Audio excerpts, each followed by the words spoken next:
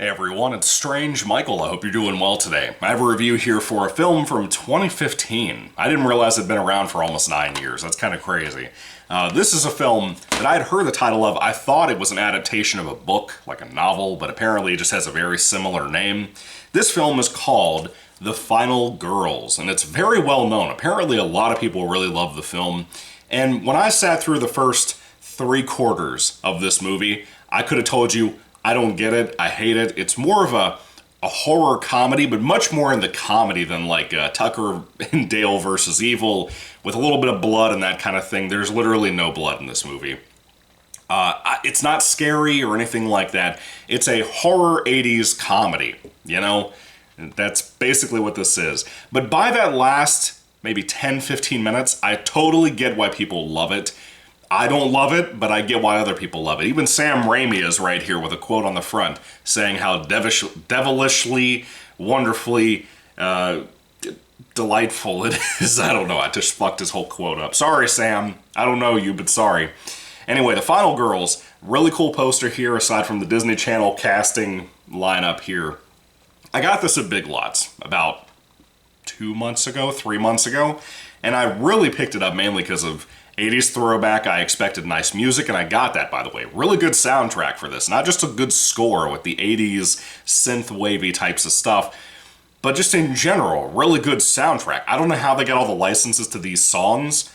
You would have had to have had the hookups with a lot of people and knew a lot of people, I guess. A lot of the budget was spent in places I don't think you should have spent the budget. That's just my personal opinion.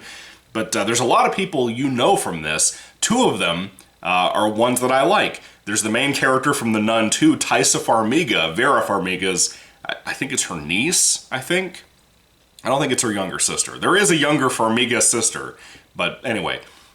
She's in this. She's pretty good. Gives a really good performance for what she has to do.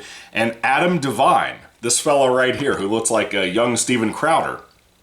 I love Adam Devine. I'm going to let you know something ahead of time, folks.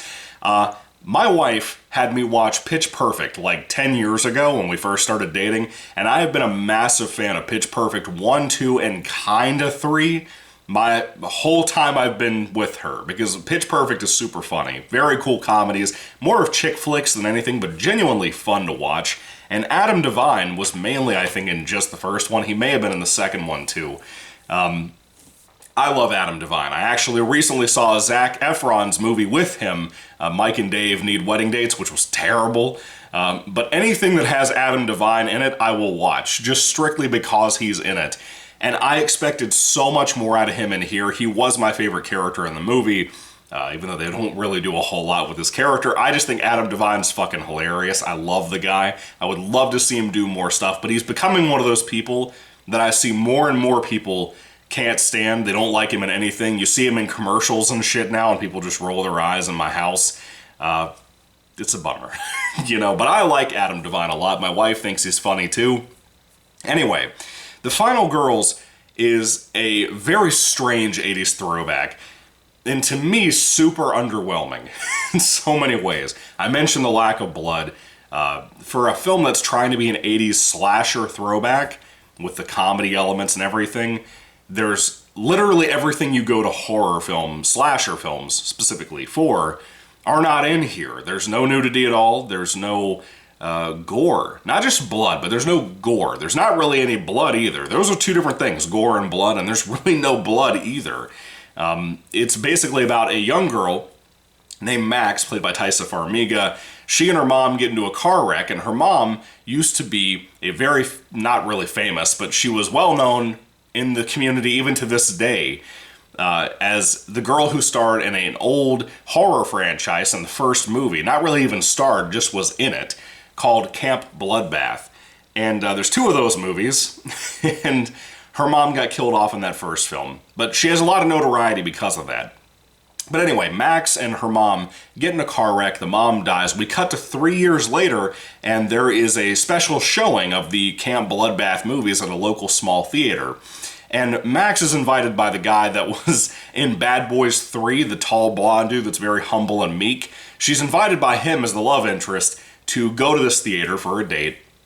And she goes there, and she has some friends there and stuff too. And one girl shows up that is kind of like her ex-best friend. It's kind of sad. And Max's new best friend is there as well.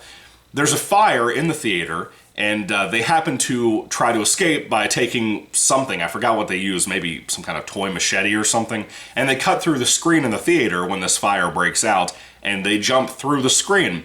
It transports them, however, into the movie, Camp Bloodbath. They don't realize it at first, but they begin to see the same scene that we watched with them in the theater, and they're realizing every, 92 minutes, the same car is driving by them, the same people in that same van pull up, ask them the same question, and drive off. They do this a few times before they realize they're in the movie Camp Bloodbath. And eventually, they get in the van with the group, they travel to Camp Bloodbath, and they meet the cast of characters of this movie, including Max's mom, who doesn't know that she'd be Max's mom. And they realize that they have to interact with these characters. And it being a slasher, there is a slasher villain. I think his name was Billy or something. Who fucking cares? It's not that great.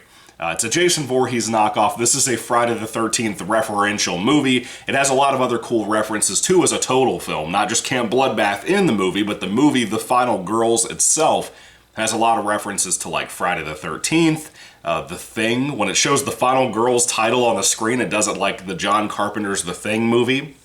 It's pretty cool. A lot of cool references like that if you like that kind of thing. But basically, these people have to survive a Camp Bloodbath movie and, get a final girl to survive. But Max has that personal, selfish mentality in her of not watching her mom die again because she wants to save her mom this time.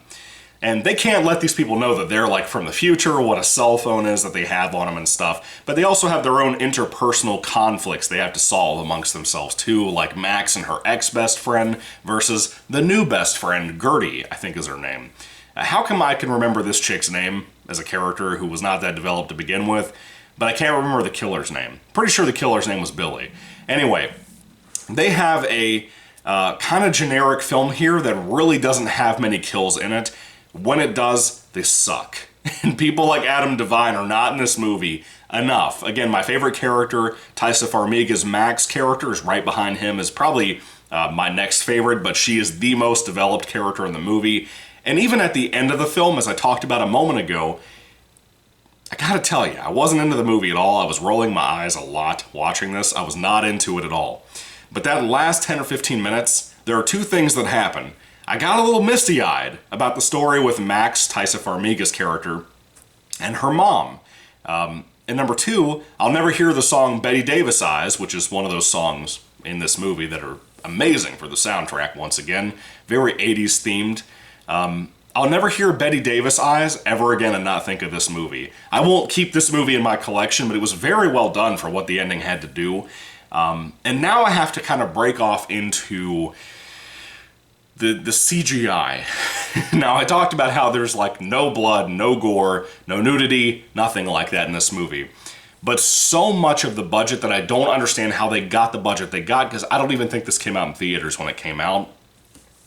So much budget went into incredible looking CGI, especially in the finale of the film. But there were a couple of moments earlier in the movie that I'm like, why the fuck did you spend money on that? In CGI of all things, there's one scene in that theater fire scene I talked about where a bottle is dropped, an alcohol bottle is dropped in the theater, and it rolls to the front of the theater and causes that fire to begin. And we watch a CGI bottle, and I'm assuming a CGI background of the seats and the people sitting in the seats in the theater as that bottle rolls down that front aisle into the front of the theater where the screen is. What the hell? Why did you have a CGI bottle in a CGI shot? I don't understand that. It looked really good, to be honest with you, but I don't understand what the point of that was. You also have a shot in that situation of a guy who is smoking a blunt in the movie. That's also CGI. Not the guy, but the end of the blunt breaking off and falling to the ground, causing the fire to start. There's so much CGI with things like that. The car crash in the beginning of the film is entirely CGI, and it looks really good. Much better than most Hollywood films that you see nowadays with CGI car wrecks. Which, number one, was surprising for a lower budget horror comedy. And number two, I don't understand, again, why you wasted all that money on that. Why not just have two cars coming at each other with the headlights and do a jump scare on the audience. I don't understand why they did the things they did. It felt like I could have saved them a lot of money for a movie that wasn't using those things at its best anyway. Can you imagine how much better Final Girls would have been with well done gore and kills and that kind of thing? And it's really going more for the emotional impact at the end, and I guess that's why it sacrifices gore and kills. It's a PG-13 slasher as far as I can tell. Yes, PG-13 slasher. And I don't think anybody that would have been able to see this in 2015 at the age of 13 and under or around that age, I don't think any of them would have been able to appreciate this movie because none of them were born in the fucking 80s. You know, I wasn't born in the 80s when this came out. So people younger than me would not understand the references in this movie. I would have as a kid because I was a horror fanatic because of my mom. Love you, Mom. Thank you. But younger kids, teenagers, no. There's no reason for them to go see this. They're not going to get it. I have a suspicion maybe there was supposed to be more blood and gore and stuff in the real movie before it was chopped up for PG-13. Because there are scenes like one of the characters gets a machete in his side right here, and it's like in there, dude. No blood. Not a drip, nothing. And I'm like, dude, how did he die? He didn't get cut at all. Even though it's in him, he didn't get cut, you know? Dumb as hell. I was not into this at all. I think my friend Monster Blood on his YouTube channel had talked about with me on Discord one time that he had seen this and thought it was terrible too. But I think there's 2 different movies called The Final Girls, so I don't know. I've never seen either of them until I saw this one, if there is another one. And if this is the one that my boy Monster Blood saw, go check out his channel, by the way.